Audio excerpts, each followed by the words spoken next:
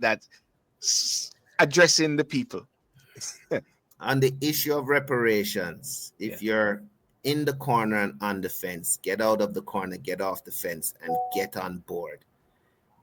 The very reason we exist today is because our ancestors understood that this was going to be a long fight, an intergenerational fight, right? And now that we are making some headway, we don't need any divisiveness within our camp. We must have a collective purpose. We must be unified in our approach, and we must never, ever give up. This is not simply just about money. It is about completing what Nani of the Maroons started, what Kojo started, what Makandal started in Haiti, right? What Zumbi did in Brazil, right? What Benkos Bioho did in Colombia, what Shataway and the Garifuna did in St. Vincent, what Bossa did in Barbados, what Kofi did in Guyana.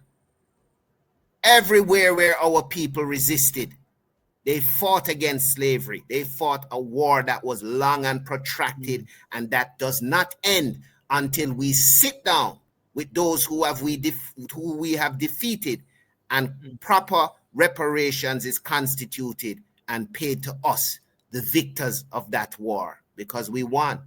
You accepting victory as if emancipation was a gift from the British Parliament or the Anglican Church is disastrous. And that's a propaganda and lie that you must never, ever swallow and succumb to.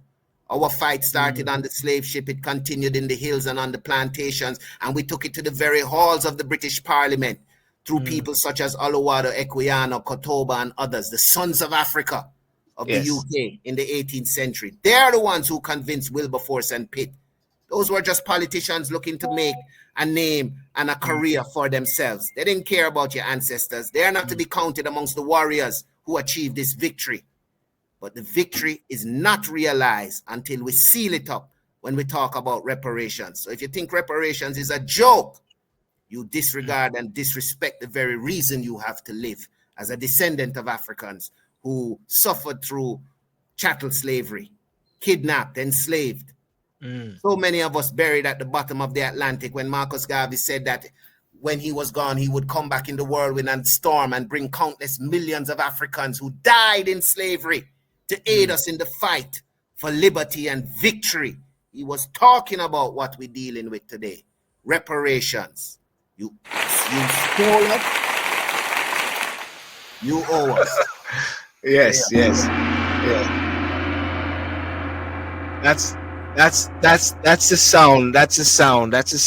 And Sir Stephen Golding, I want to thank you so much for those words of power. At some point, I was listening to you, and you sounded almost like that gentleman there who recited the Marcus Garvey sayings.